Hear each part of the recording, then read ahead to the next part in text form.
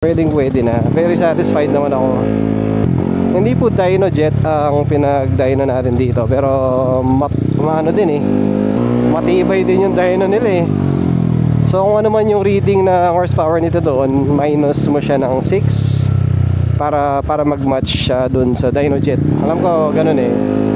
Pero wala naman kasi sa horsepower kasi kaso yung nga lang, ang daming nagtatanong kung ano yung horsepower nito. Parang on paper, 'di ba? At least may alam mo na ganun yung ano niya, yung power niya.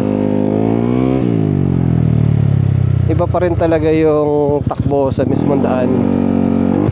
Ay, naka ano yung side stand nyo. Naku, delikado to.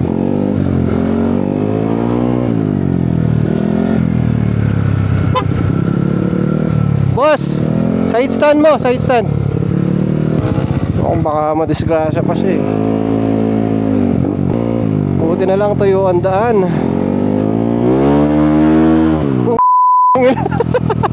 Napangura ako.